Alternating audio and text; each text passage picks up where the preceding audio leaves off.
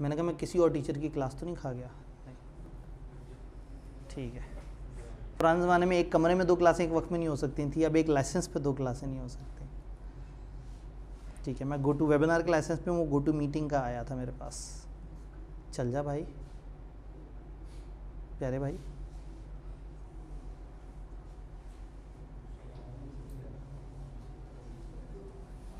शायद इसको यूं सुनाई देता हो।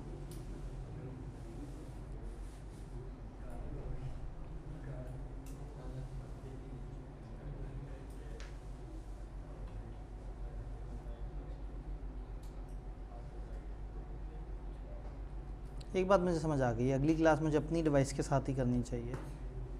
ये बेचारी कब से फारिग पड़ी हुई थी, ये बिल्कुल ही परेशान हो गई है। असल में मेरी अपनी नहीं है ना, कॉलेज की प्रॉपर्टी को सदका नहीं कर सकता।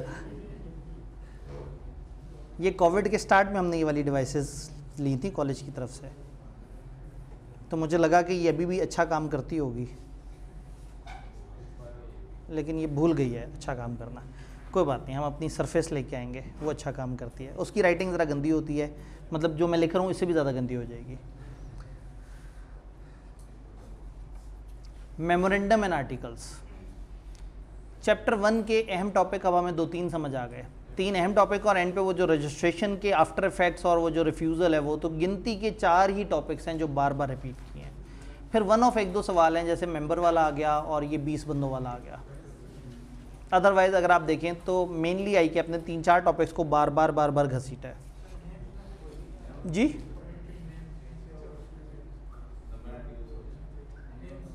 नहीं, नेम्स तो चैप्टर 2 में ठीक हो गया। Objection overruled. नहीं जी, memorandum and articles. On January 1, 2010, Star International Limited, a company incorporated in Italy, acquired majority shareholding in Beta Industries Limited, a company listed on KSE, Karachi Stock Exchange. SIL wants to change the name of Beta Industries Limited to Star Industries Pakistan Limited, as is believed that on account of international reputation of Star International, the local sales will improve substantially. एक ऐसा जुमला जिसके आप फ़ज़ाइल में खोए रहते हैं कि एक इंटरनेशनल कंपनी है, उनकी एक लोकल वो है, एक कंपनी है उनके पास, वो कंपनी स्टॉक एक्सचेंज पे लिस्टेड है, उस कंपनी का नाम वो चेंज करवाने के बारे में सोच रहे हैं, उस नाम चेंज होने से रेपुटेशन वगैरह थोड़ी सी बेहतर होगी और वो इस तरह से सोच रहे हैं। ये सारी बातें, इसके आगे ना मेरा दिल करता है यहाँ एक जुमला लिखें जो उर्दू में होगा कि ऊपर दी गई बकवास को साइड पे रख के नीचे सवाल को ध्यान से पढ़ें। अगर मैं इसको लीगल अल्फाज में कहूँ तो notwithstanding anything contain and without the prejudice of the foregoing provisions of the above paragraph, kindly हमें नीचे से जवाब दें। तो जवाब, सवाल कुछ और है। सवाल ये कि बताएं कि वो क्या प्रोसीजर है जो चेंज ऑफ नेम के लिए फॉलो करना होता है, और दूसरा वो कंडीशंस जो आपने आफ्टर चेंज कंप्लाई करनी होती है। लेकिन कमबख्त ये सिनेरियो दे दिया, अच्छे भले टाइप 1 को टाइप 2 बना दिया। जब टाइप 2 बना दिया, जब उन्होंने एक मोटा सा पैराग्राफ लिखा है तो उनकी इतनी ख्वाहिश ज़रूर है कि बच्चे एहतराम करें, तो उन्हें कहा the procedure that would have to be followed to change the name of company. तो आप हेडिंग देना चाहें तो आप कहें procedure that would have to be followed to change the name of company by फलाना, या अगर आप ज़्यादा अच्छी इंग्लिश जानते हैं तो आप कहें फलाना कंपनी शैल फॉलो फलाना procedure, following procedure to change the name. बात समझ रहे हैं? और नीचे आपने नेम चेंज का रट्टा लगा दिया, वो स्पेशल रेजोल्यूशन पास करें, ऐसे करें वैसे करें। फिर क्या कंडीशंस कंप्लाई करनी होंगी आफ्टर द चेंज, तो हम कहेंगे after the change of name ये कंपनी को फॉलोइंग कंडीशन कंप्लाई करनी पड़ेंगी, और फिर नीचे लिख दें कि 90 दिन तक वो साथ साथ दिखाएं, लीगल डॉक्यूमेंट्स उसी तरह से वो हो जाएंगे, नया सर्टिफिकेट होगा, वो सारी बात। तो ये टेक्निकली 8 नंबर का सवाल तो रट्टे वाला है, लेकिन ऊपर का सिनेरियो देने के बाद तो कंपनी लॉ के हर सवाल में 1 नंबर बड़े आराम से स्किप हो सकता है, मिस हो सकता है, अगर आप रिक्वायरमेंट का एहतराम ना करें। तो बहुत अच्छे रट्टे के बावजूद भी देखें, अगर पेपर में 6 नंबर का सवाल एक बड़ा सवाल है, तो आपके पेपर में तकरीबन 2 नंबर, 3 नंबर, 5 नंबर, 4 नंबर के सवाल भी हो सकते हैं। आप इजीली एक्सपेक्ट कर सकते हैं कि आपके पेपर में 24 से 26 पार्ट्स होंगे, तो हर पार्ट का 1 नंबर बड़े आराम से मिस हो जाता है। तो आप जब खेलेंगे ही 75 की गेम, तो उसमें से 50 आसान नहीं है। तो हर सवाल सही होने के बावजूद भी आपका 1 नंबर खा जाएगा, क्योंकि देखिए ये सवाल देखते साथ ही आपके अंदर से जो रट्टे वाली हेस है वो फ़ौरन से जागी और आपने पहले का भी जवाब दे दिया, दूसरे का भी जवाब दे दिया, बहुत अच्छा जवाब लिखा, आपका 1 नंबर कम से कम कटता है, क्योंकि आपने उसको रिलेट ही नहीं किया सिनेरियो के साथ।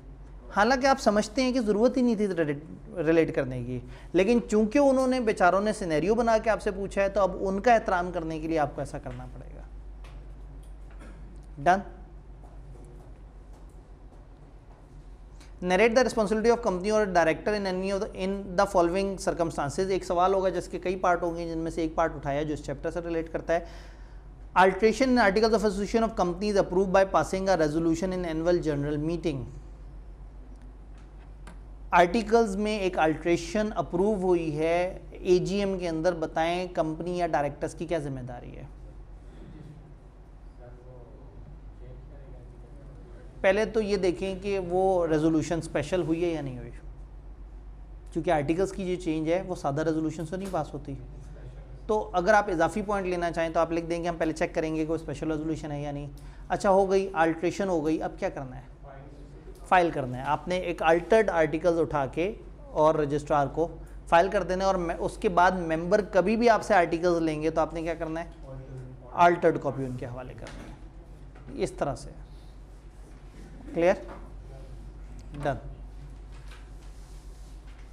Briefly describe the provision of company relating to alteration of objects of company. Objects पुराने ज़माने का नाम है, प्रिंसिपल लाइन ऑफ बिजनेस को ऑब्जेक्ट क्लॉज कहा जाता था। तो principal line of business change करने का प्रोसेस पूछा है 2 नंबर के लिए, तो आपको पता है principal line of business change करने का प्रोसेस सीधा सा है, आराम से। हाँ, एक ख़ास तरह की अल्ट्रेशन है जो बड़े प्रोसेस से होती है, जिसमें नेम वो जिसमें कुछ ऐसा हो जिससे वो लाइसेंस वाली साइड पे आप चले जाएं।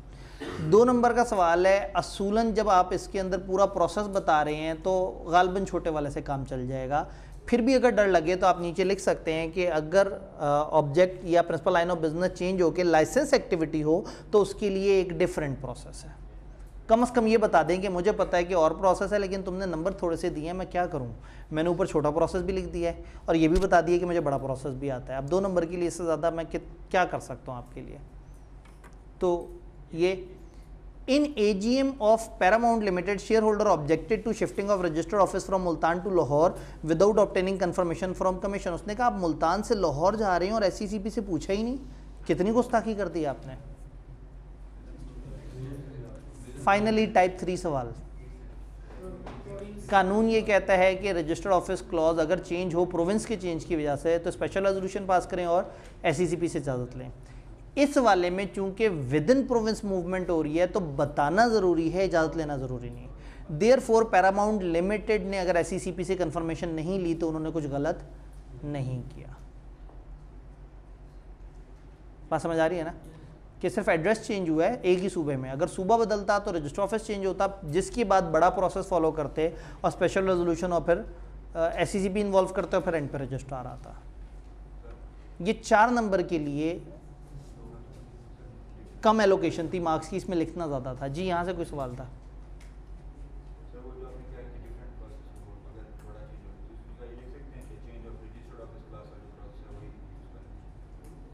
हाँ, मतलब अगेन मैंने कहा कि आप यहाँ लिख दें कि वो उसका प्रोसेस डिफरेंट है, या आप कह दें कि we shall follow the same process as change of registered office, चल जाएगा काम। डन। जल्दी से आगे चलते हैं, तो मज़े का चैप्टर निकला। Describe the restriction that have been mentioned in Companies Act regarding selection of names of company। फंस गए। 2 तरह की रिस्ट्रिक्शंस है। 6 नंबर का सवाल है, अगर ये 5 नंबर का भी होता तो भी दोनों लिख देनी चाहिए। 4 या 4 से कम होता तो फिर थोड़ा सा सोचते। मेरे तो ख्याल में 4 पे भी सोचें मत, ज़्यादा लिख दें, खैर है, रिस्क नहीं लेना, ठीक है। और अब 6 नंबर तो बाहर हाल इतने ज़्यादा हैं कि इनके लिए वो सारी लकीरें खींच दी जाएँ पेपर में। तो आपने यहाँ पे जो सिरे से प्रोहिबिशंस हैं वो भी लिख देनी है, और वो जो SCCP की अप्रूवल चाहिए वो भी लिख देनी है। Director of World Wide Motors Limited and its subsidiary World Wide Auto Private Limited have decided in their respective board meeting to shift the register office to Landmark Centre Lahore. 2 कंपनियां, दोनों कंपनियां लाहौर उठ के आ रही हैं।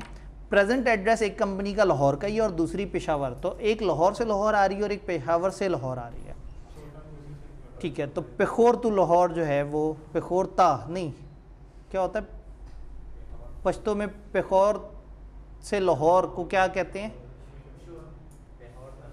पेखोरता। ताई आता है उधर भी? अच्छा ठीक है, तो पेखोरता लाहौर, ठीक है, पेखोरता लाहौर, ताकि लाहौर वाले फिर कहीं पखेर राग ले। ठीक है, हर कला राशा, ठीक है जी।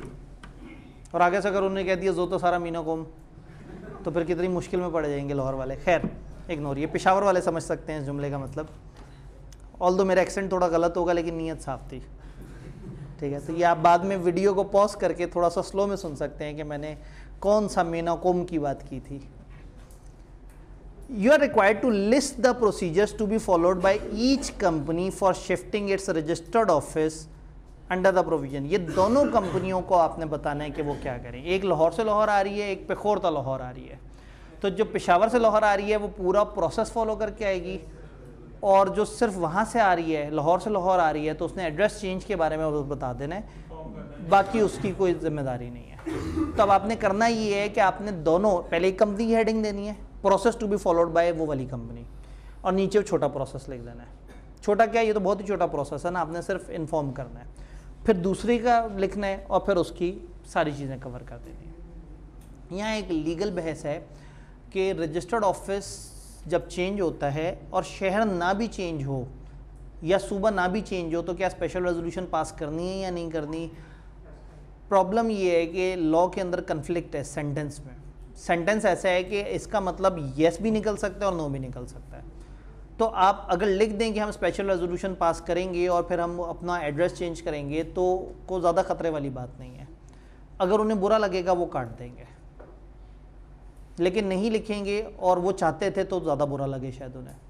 तो स्पेशल रेजोल्यूशन दोनों जगह पास करें, और एक जगह सिर्फ रजिस्ट्रार को बता दें और दूसरी जगह पूरा SCCP और वो सारा प्रोसेस फॉलो करें। 10 नंबर का सवाल।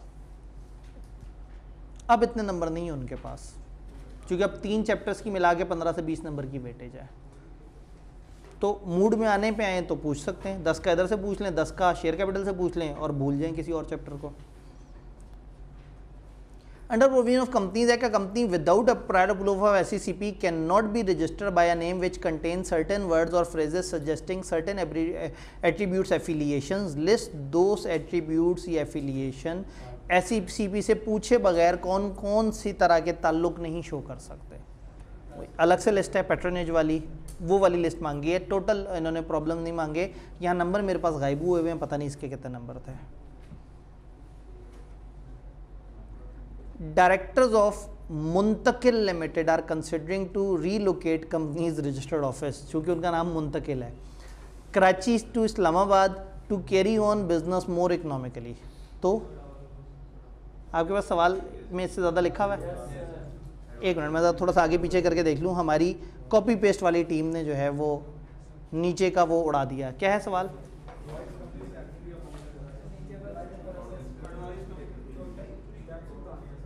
ठीक है जी, थैंक यू। तो ये सवाल आगे पीछे हुए हैं, इसका मतलब है। ठीक, तो मुंतकिल लिमिटेड रीलोकेट करना चाह रहे हैं और सवाल ने हमसे स्टेप्स मांगे हैं जो कि मेरे पास यहाँ लिखे नज़र नहीं आ रहे। हमारा कॉपी पेस्ट डिपार्टमेंट थोड़ा सा जो है वो कर दिया और साथ साथ ऑडिट हो गया, तो बस अभी ऑब्जर्वेशन नोटेड। अब जो है वो अगली स्लाइडों पे चीज़ें थोड़ी बेहतर होंगी। अच्छा, एक आध सवाल भी मैं खा गया हूँ बीच में, आपका और मेरा नंबर भी फ़र्क आ रहा है। तो अब स्टेप्स क्या होंगे? मुंतकिल लिमिटेड को फॉलोइंग स्टेप्स फॉलो करने होंगे। और क्या कर रहे हैं ये, कहाँ से कहाँ आ रहे हैं? कराची इस्लामाबाद। इस्लामाबाद एक पार्ट ऑफ पाकिस्तान है और कराची एक सूबे के अंदर आता है, तो बड़ा वाला प्रोसेस। मुंतकिल कंपनी को फॉलोइंग प्रोसेस फॉलो करना होगा। स्पेशल रेजोल्यूशन पास करें, SCCP को अप्लाई करें, SCCP की जब कंफर्मेशन आ जाए तो रजिस्ट्रार को जमा कराएं। वो सारी चीज़ें हम यहाँ लिख देंगे। Done. Yavar limited is engage in business of manufacture and supply of watches. इस तरह का जब भी बड़ा सवाल आता है ना, मेरा दिल करता है पहले मैं रिक्वायरमेंट पढ़ लूँ। काम में इतनी ज़्यादा एनर्जी एक एक लाइन पे लगाता रहूँ और पता लगे कि बात सीधी सीधी सी हो। तो under the provision of companies act 2017 briefly describe the circumstances in which YL may alter the registered office and object clause, यानी कि प्रिंसिपल लाइन ऑफ बिजनेस। कौन सी सिचुएशंस हैं जिसमें आप ये दो क्लॉजेस चेंज कर सकते हैं? याद है हमारे सिलेबस में रीजंस दी हुई हैं दोनों की इकट्ठी। और condition which must be satisfied before SCCP में issue an order conforming the alteration. वो क्या होगा जिसके बाद SCCP आपको इजाज़त देगा? तो आपको याद होगा SCCP मेंबर से और क्रेडिटर्स वगैरह से पूछ के इजाज़त देता है, और आपने स्पेशल रेजोल्यूशन भी पास की हुई हो, और कौन से सरकमस्टांसेज है, आप नया बिजनेस चूज़ कर रहे हैं, लाइसेंस एक्टिविटी की तरफ जा रहे हैं, याद है वो 2-3 बातें जो इकट्ठी हैं। तो सवाल रट्टे वाला है, तो फिर यावर कौन है?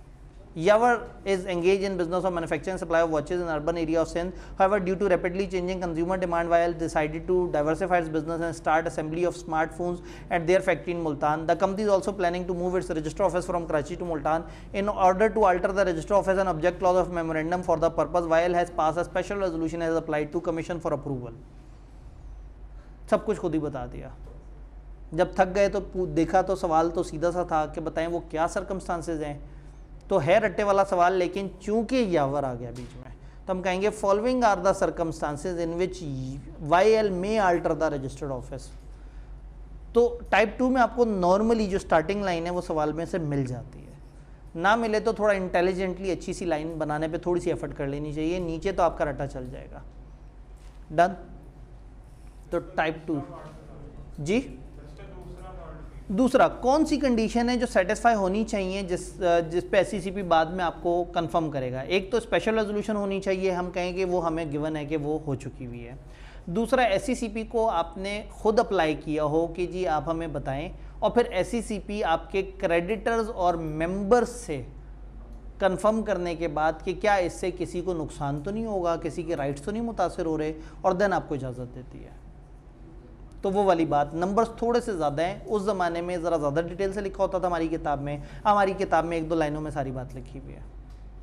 डन।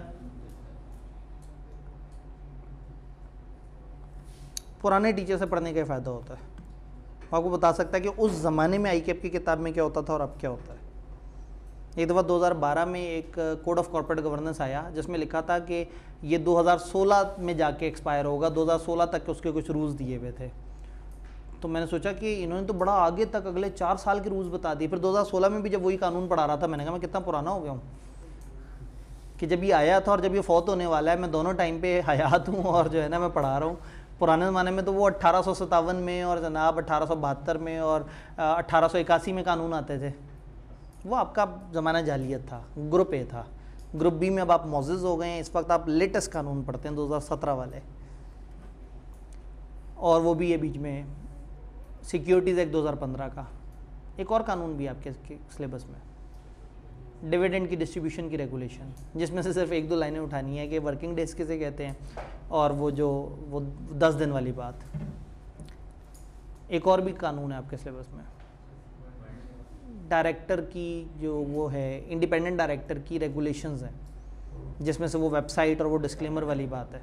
तो आपने तो इग्नोर कर देना, आपने तो बस जो किताब में लिखा हो याद कर लेना है। ये तो हमारे मसले हैं ना कि कौन सा लॉ है पीछे। चलें जी, ये हो गया हमारा शफीक एंड राहत। ठीक है, अंग्रेजी लिखनी पड़ेगी। Intent to establish limited liability company Lahore for manufacture of edible oil. Edible oil बनाना चाहते हैं ये। Under provision of companies act 2017 advise them with regard to following factors to be consider while selecting the name of company, name which may require prior approval of SCCP। दोनों ही तरह की बातें खुद ही से पार्ट्स बना के पूछ लिया। जब उन्होंने खुद ही पार्ट बना के पूछ लिया तो हमने लिखना है, लेकिन दुख ही है कि अलग अलग सफ़े पे लिखना है। तो इस पर नहीं दुखी होना, उनके पेपर ज़ाया करके खुशी महसूस कीजिएगा। जी बिल्कुल। ये अगेन अब तो ये पास पेपर की डिस्कशन के बाद तो ये कन्फ्यूजन ही ख़त्म हो गई कि कितने नंबर में कितना लिखना होता है। आपने देखा एक ही सवाल 2 नंबर के लिए भी पूछा, 3 नंबर के लिए भी पूछा, 4 नंबर के लिए भी पूछा। तो हमने जो हमें आता है ना वो लिख देना है। तो 2 नंबर के लिए उन्होंने वो सिलेक्शन वाली बातें पूछ ली, वो ज़्यादा हैं, और दूसरे वाले के 4 नंबर, लेकिन उसके अंदर सेंटेंस बड़े बड़े हैं। तो 6 नंबर के लिए उन्होंने सब कुछ पूछ लिया। पीछे भी हमने 6 नंबर के सवाल में सब लिखा था, इधर भी 6 नंबर के सवाल में सब लिखते हैं। लेकिन इस दफ़ा शफीक और रफ़ीक के बारे में बताना ज़रूर है कि शफीक एंड रफ़ीक को फॉलोइंग बातें ध्यान में रखनी होंगी। Printing private limited want to change its name to printing and marketing private limited. क्या खूबसूरत चेंज लेके आए हैं। Under the provision of companies act describe the steps to be followed by PL for changing its name and matter to be complied with after the change of name. नाम के change का process और after effects of change, दोनों चीज़ें पूछ ली। 5 number का सवाल, चूंकि पीएल है तो फिर हमने कहना है कि पीएल को फॉलोइंग चीज़ें फॉलोइंग काम करना होगा और आफ्टर द चेंज फॉलोइंग काम करना होगा। डन। कितना मज़ा है कि आप लिखें कि पीएल को ये प्रोसेस फॉलो करना होगा, स्पेशल रेजोल्यूशन पास करें, रजिस्ट्रार को जमा कराए, और फिर आगे आप लिखें कि पीएमपीएल, ये पीपीएल थी, पीएमपीएल को फॉलोइंग चीज़ फॉलो करनी होगी after the change of name, क्योंकि after the change of name वो क्या बन गई है, पीएमपीएल। तो हो सकता है आईकैप कहे कि बच्चे ने इतना डीपली नोट किया कि चेंज से पहले उसका नाम पीपीएल था, तो पीपीएल ऊपर वाला प्रोसेस फॉलो करे चेंज ऑफ नेम के लिए, और अब चेंज हो गया है तो अब नया नाम क्या है, पीएमपीएल। तो अब पीएमपीएल को ये करना चाहिए, तो उससे एफिशिएंसी लग जाएगी। ये इस तरह की हरकतें बंदा करता है उस आखिरी घंटे में, जब वेला बैठा हुआ होता है ना, जब समझ नहीं आ रहा होता कि अब ये 3-4 सवाल हैं, इनका पता तो कुछ लग नहीं रहा होता, फिर फूल बूटे बना रहा होता है, उस टाइम पे पेपर की शीट में जो सबसे नीचे या सबसे ऊपर कुछ चीज़ बनी हुई है, बारकोड, इससे दूर रहना है। जब कुछ नहीं समझ आ रहा होता ना, तो बंदे का दिल करता है कि ये खाली जगह है ना, इसको भर दिया जाए। ये अगर आपने इस बारकोड के साथ छेड़छाड़ कर दी ना, आपका ये पेज स्कैन नहीं होगा, उसके आपको 0 नंबर मिलेंगे। तो इसलिए दिमाग कहीं पे भी चल रहा हो ना, क्वेश्चन पेपर अपने आंसर शीट के ऊपर खड़ा कर देना है कि जो भी रंग बूटे बनाने हैं, वो जैसे वहाँ पे 6 लगा हुआ होगा कहीं पे, तो आप उसके बीच में वो कर रहे होंगे, रंग भर रहे होंगे। वो उस वक्त ना सिर्फ दिमाग गोल गोल बंदा घुमा रहा होता है, इधर उधर देख रहा होता है, सारी इधर उधर देख रहे होते हैं, सारी बड़े परेशान होते हैं, और आप दिमाग चला रहे होते हैं। तो उस वक्त ना आप गैर इरादी कुछ हरकतें कर रहे होते हैं। उन हरकतों में अपनी आंसर शीट के बार कोड से दूर रहना है। अपनी आंसर शीट के ऊपर अपना क्वेश्चन पेपर रख दें, जो हरकतें करनी है उसके ऊपर कर दें, ठीक है। और कुछ नहीं तो बंदा आईकैप के मोनोग्राम जो है ना, उसके साथ अपना मोनोग्राम बनाना शुरू कर देता है, क्योंकि दिमाग चलाना है और उस वक्त याद ही नहीं आ रहा कुछ। तो आंसर शीट से दूर रहना है ये सारी हरकतें करते हुए। ये आपको पेपर में बैठ के याद आएगा जब आप आखिरी 1 घंटे में बैठे सोच रहे होंगे ना करना क्या है। जनरली ये 2 घंटे में ख़त्म हो जाता है पेपर। ये ज़्यादा बड़ा पेपर नहीं होता जिनको आता है, और जिनको नहीं आता उनका 2 घंटे से थोड़ा सा और जल्दी ख़त्म हो जाता है। Under provision of companies act briefly describe the term special resolution. गुस्ताखी, ये पिछले चैप्टर में क्लासीफाई हुआ है, उस वक्त ये यहाँ होता था, फिर बाद में पीछे चला गया। आपको याद होगा मैंने भरपूर एहतजाज रिकॉर्ड कराया था कि स्पेशल रेजोल्यूशन चैप्टर 2 में होना चाहिए, 1 में नहीं होना चाहिए। तो बहरहाल इसको वहाँ पे फेंक देते हैं। सागा लिमिटेड, और स्पेशल रेजोल्यूशन के साथ आपने वो बात ज़रूर लिखनी है, 21 दिन से कम भी हो सकता है। सागा लिमिटेड लिस्टेड कंपनी है, 2 क्लासेस ऑफ ऑर्डिनरी शेयर्स हैं, क्लास ए और class B. In order to attract foreign investor, director intend to issue a new class of ordinary share, class C, with no voting rights. Very good. Currently, SL's memorandum and articles of association do not contain such class of share. Under the provision of Companies Act, briefly describe the steps which the director should take prior to issuance of Class C shares. Procedure for issuance of shares is not required. उन्होंने कहा shares issue करने का process required नहीं है, आपने class C shares issue करने हैं, और इशू का प्रोसेस नहीं पूछा गया। तो फिर पूछा क्या गया? उन्होंने कहा आपके आर्टिकल्स में मेमोरेंडम में गुंजाइश नहीं है इसकी, तो इसका मतलब आपको उसमें गुंजाइश निकालनी है। इसका मतलब है कि यहाँ 2 तरह की चेंजेस हो रही हैं। मेमोरेंडम में शेयर कैपिटल क्लॉज चेंज हो रही है, और आर्टिकल्स में राइट्स वाली बातें चेंज हो रही हैं। तो आर्टिकल्स की चेंज का प्रोसेस आपने चैप्टर 2 से लिख दिया, और मेमोरेंडम की चेंज का प्रोसेस आगे से। तो ये एक लॉजिकल सवाल था जिसमें आपने सोच के समझ के और फिर वो करना था कि आपको मेमोरेंडम भी चेंज करना पड़ेगा और आर्टिकल्स भी चेंज करने पड़ेंगे। डन। चलते हैं आगे, वक्त कम और मुकाबला सख्त। अगले हमारे सेशंस थोड़े से फास्ट होंगे भाईजान।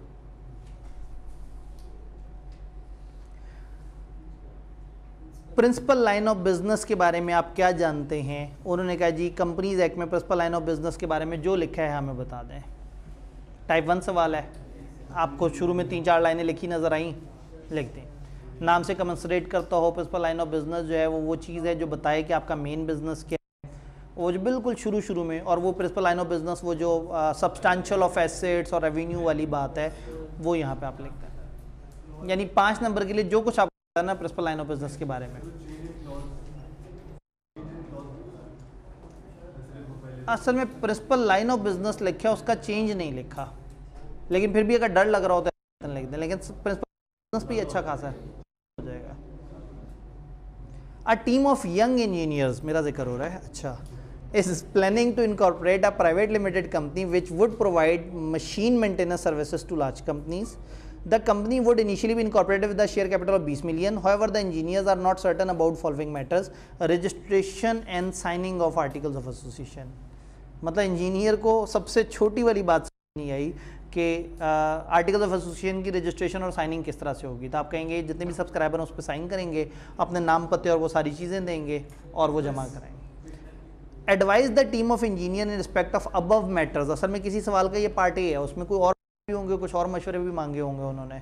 तो आप कहेंगे कि ये टीम ऑफ इंजीनियर्स को फॉलोइंग चीज़ फॉलो करनी होगी और नीचे रजिस्ट्रेशन एंड साइनिंग का जो आपको पता है वो आप बता दें कि जी आर्टिकल्स ऑफ एसोसिएशन प्रिंट होता है, उसके ऊपर नाम शाम और वो सारी चीज़ें आ रही होती हैं और वो फिर रजिस्ट्रार को आप जमा कराते हैं, वो उसको रजिस्टर करता है। तो 3 नंबर के लिए थोड़ा ज़्यादा लिखना पड़ेगा। Group of person intend to form a limited liability company with the objective to provide research related services to pharmaceutical companies. सुन के तो एसोसिएशन नॉट फॉर प्रॉफिट की feel I. In this respect, one of the promoter proposed Pharma Research Authority as a name of the proposed company, which was liked by all the promoters. सारे promoters बहुत पसंद किया इस बात को कि आपने एक नाम सजेस्ट किया था, pharma research authority. Under the provision of companies act 2017, comment on the validity, नाम बताया उसकी validity and suggest how they can overcome the deficiency if any in it. Proper type 3 सवाल। एक बंदे ने कहा कि मुझे एक बड़ा प्यारा नाम लग रहा है, का नाम रिसर्च अथॉरिटी। अब आपने बताना है कि इस नाम में आपको क्या परेशानी नजर आ रही है। अथॉरिटी का नाम लिखा हुआ है जिससे एफिलिएशन, कनेक्शन, पैट्रनेज हमें गवर्नमेंट या गवर्नमेंट के किसी इदारे से लग रहा है। फिर उन्होंने कहा कि अच्छा बताओ इस डेफिशिएंसी को, इस प्रॉब्लम को कैसे रिजॉल्व किया जाए। एसईसीपी से हम प्रायर अप्रूवल ले लें तो वो अब 6 नंबर के लिए 2-3 बातों से तो काम नहीं चलेगा। तो ये है टाइप 3 सवाल जिसमें उन्होंने आपसे ओपिनियन मांगा है। आप कहें कानून ये कहता है कि अगर आपका नाम सजेस्ट करता है फलाना फलाना फलाना, तो वो नाम आप तब तक नहीं रख सकते जब आप एसईसीपी से अप्रूवल ना ले लें। In this situation pharma research authority के नाम से अथॉरिटी के वर्ड ये फील दे रहे हैं कि इसका कोई कनेक्शन है गवर्नमेंट से। नीचे सोल्यूशन, देयरफॉर हम ये नाम तब तक नहीं रख सकते जब तक कि हम एसईसीपी से इसकी इजाज़त ना ले लें। तो इसको 3 स्टेप्स में, जिसमें पहले लॉ बताते हैं, फिर सिचुएशन डिस्कस करते हैं और फिर एंड पे अपना जवाब बताते हैं। याद है ना 3 स्टेप्स? इंच अगर आप उस तरफ जाना चाहें तो आप उस तरफ भी जा सकते हैं, अदरवाइज इस वक्त उन्होंने टोटल वैलिडिटी नेम के ऊपर पूछी है। ठीक है, ये भाई ने भी बात की, वो कह रहे हैं चूंकि एंड पे लिमिटेड नहीं लगा हुआ, तो अगर आप ये कहना चाहें कि लिमिटेड वाले वो लिमिटेड ना लगाने वाला फीचर एंजॉय करना चाहें तो ये फिर नॉट फॉर प्रॉफिट की शर्तें भी फॉलो कर सकते हैं। तो थोड़ा सा आप आंसर उधर से भी कर सकते हैं और नेम के अंदर से अच्छा खासा आंसर हमारे पास ऑलरेडी मौजूद है। क्योंकि हमें इस सवाल को किसी एक चैप्टर में क्लासीफाई करना था, आप दोनों से मिक्स करके भी जवाब दे सकते हैं। नहीं, असल में लिमिटेड लायबिलिटी तो नॉट फॉर प्रॉफिट की भी होती है, सिर्फ वर्ड लिमिटेड गायब होता है। ML लिस्टेड कंपनी है, engage in business of fish farming. As part of expansion plan, board has decided to invest in poultry and dairy business. लो जी, मछलियों के बाद अब वो पोल्ट्री और डेयरी में भी आने लगे हैं। बड़ा XCM वाली फीलिंग आई हमें। For which principal line of business is required to be change. Under the provision of companies act बताएं कि MLs अपने प्रिंसिपल लाइन ऑफ बिजनेस को चेंज करने का क्या प्रोसेस फॉलो करे। टाइप 2 सवाल, ML का इशारा देके और नीचे अपनी बात सारी लिख देनी है। आपकी पसंदीदा स्लाइड, काफ़ी अजियत से आप मुझे बर्दाश्त कर रहे थे, फाइनली जो है वो। तो ये 2 चैप्टर्स की हमने डिस्कशन की। कल हमारा ऑफ है, परसों हम 2 और चैप्टर्स को डिस्कस कर रहे होंगे इंशाल्लाह ताला, और परसों क्लास के बाद ही यहाँ से काफ़िले की सूरत में हम अपने हाईटी के लिए रवाना हो जाएंगे। हाईटी का टाइम नॉर्मली 5 से 7 टाइप का होता है, तो हो सकता है वो 5:15 से 7:15 हो या 5:45 से 7:45 हो। व्हाट्सएवर जो भी टाइम होगा हम अपने इसको उसके हिसाब से एडजस्ट कर लेंगे। ऑडिट के लिए 10-15 मिनट का मार्जिन निकाल लेंगे। तो आपको अपने अपने रजिस्टर्स साथ लाने होंगे और आपको रिकॉर्ड साथ रखने होंगे कि इनमें से किस किस ने मिड टर्म नहीं दिया। नहीं नहीं नहीं, मिड टर्म देने हैं, ये पास वाली तो ये हाँ, इतने हम जालिम नहीं है साहब। ठीक है, मिड टर्म दिया हो, पास होना शर्त नहीं है।